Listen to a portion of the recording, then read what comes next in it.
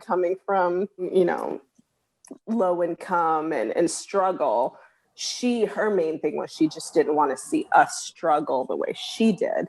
So she was like, no matter what you do, you need to do it well so you can support yourself, and not ever have to go through what I went through.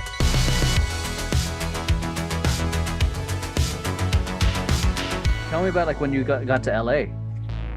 Okay, that was a big deal. LA was I hope you guys are enjoying this so far, because this origin story is very extended and showing off, how it was very involved in her age, with her in a young age. Mm-hmm. Yeah, the bulk of it all happened growing up and teaching myself, and then, allowing that to help out with the school team and the company. And then I learned more classical, I would say, through Six Flags, just in terms of learning the choreography for the things. That was like a class for me. I was learning on the spot, like how to do it without having much history. So I took that with me, came to college, and then it was class. College was like, I majored in dance and performing arts. So that was the first time ever in my life that I took everything. I signed up.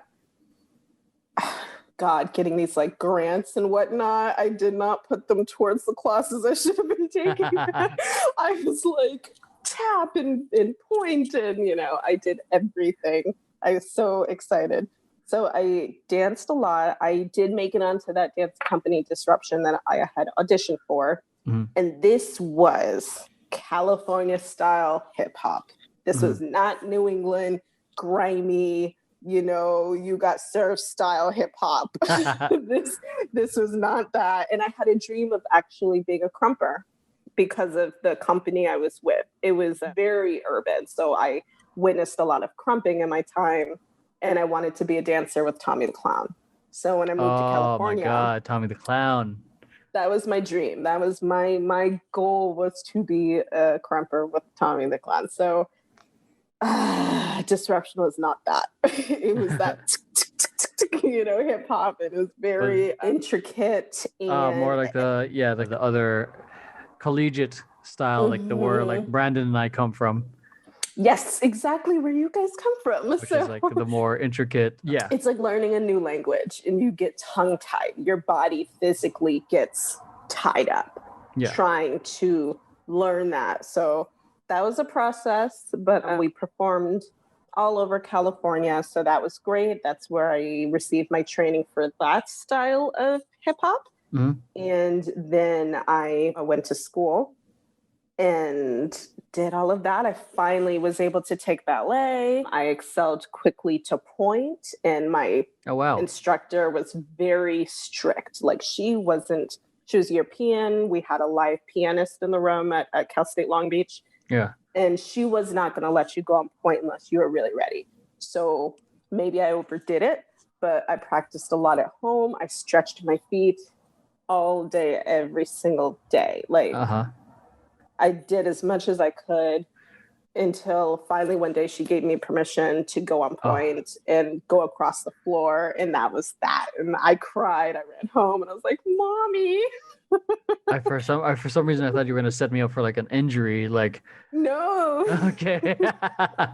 It was great. I felt beautiful. All those years that I spent my childhood watching. Were the boys looking at you?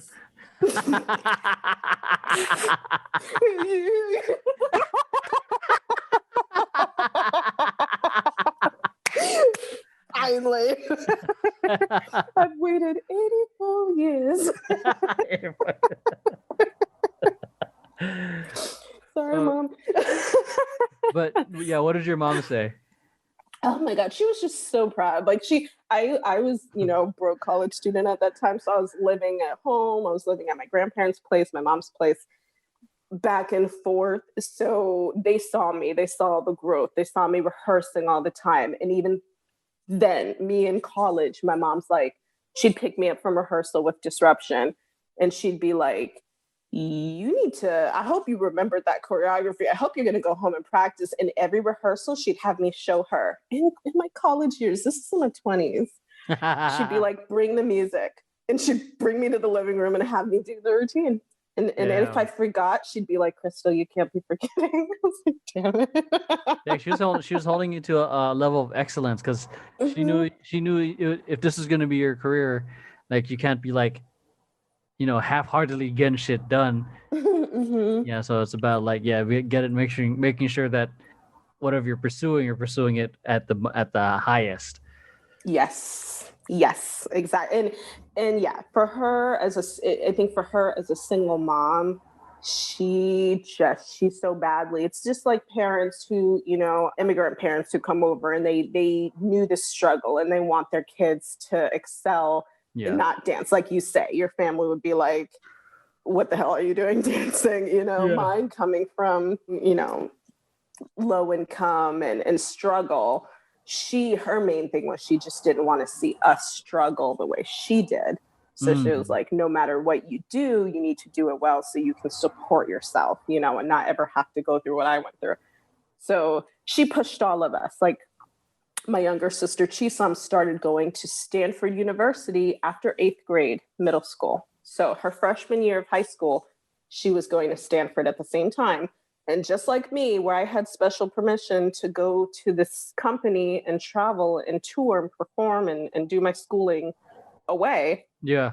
My sister got her special permission to spend half her days at Stanford and then the other half at Culver City High School. So by the time she graduated high school, she finished 2 years at Stanford. So. Well, for what? She was just really smart. Fuck, dude. She was actually a based off what Brandon says, it's like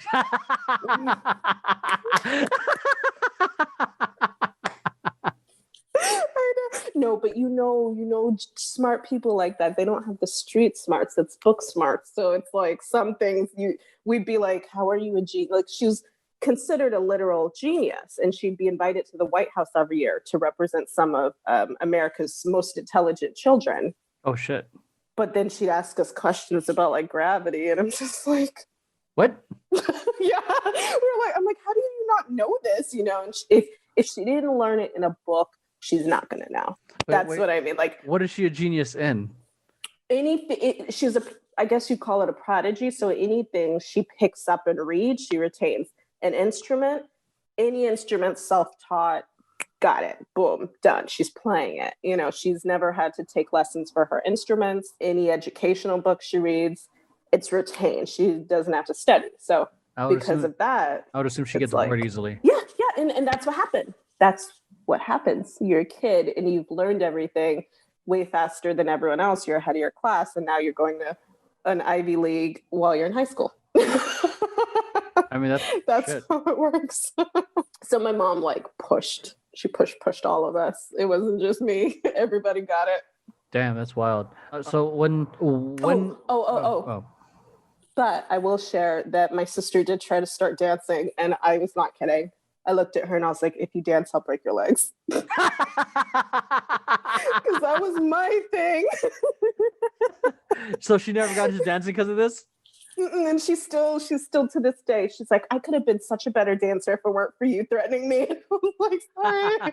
Why didn't you just let her come through to an audition one time? She shined at everything else. Not this one. Not this one. It's mine. She ends up taking her place on the board. Oh my God. Get the other one, Montgomery sister. Oh my God. She's in the back now. She's forgotten. Send her to the snow. Oh my gosh, no. But how, at one point, did you just? Because I know we reconnected because I was doing. Oh God. You're one of my teachers. For you. Yeah, that's true. Like I taught you back in 2006 as a guest because my friend Chewy.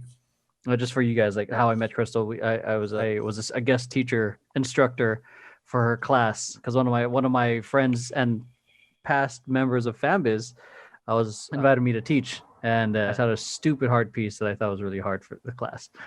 But anyways, another reason why Krystle joined Temper Tantrum was because I had a project happening, and Krystle just straight up fucking messages me. He's like, "Hey, I want in. How do I get in?" and I'm like, "All right, I just sent you like the info." I'm like, "I'm not. She's not actually gonna fucking do it. She's not gonna actually try to learn on her own." I'm like, because Little did you know my history. because I'm of the thought like a lot of people say they want things and they never really execute. And so like 99% of people just like they just say they want to do it, but they don't want to put in the work. And then the following rehearsal, she's at the fucking studio. I'm like, fuck, she was serious, and she actually got it. I'm like, fuck. I guess did the same thing. Not gonna lie, I did it slow motion, and I taught myself, and I did it in the mirror. And one vital thing I forgot in high school too, so that this is like a, for anyone out there, you can do it. During high school, while I was dancing, I started to notice that I had heart palpitations. So we were forced to do physical annual checkups for school. Yeah. So during my freshman year, I also found out that I had holes in my heart, and it was hereditary. I got it from my dad, but I didn't know. So whenever my energy level would go up too high, I'd exert myself too much, my heart would start to palpitate or skip beats. Oh, shit. And my doctor was like, if you go too hard, you could be one of those people who just drop dead. So I wasn't allowed to do any dance shows or any competitions with my company I was with or my high school without having special permission from my doctor. She'd have to give me a full physical, listen to my heart, and give me permission. So all through those years, in order to perform, I had to have permission. Shit. And so eventually the hole's closed. I didn't have to have surgery. So now it's like, go. Oh, so it naturally, okay. I was about to say, do you still have them? Because No, with age, it gets better. It gets better with age, but whoops. Yeah, if only everything else gets better too. Such an asshole. But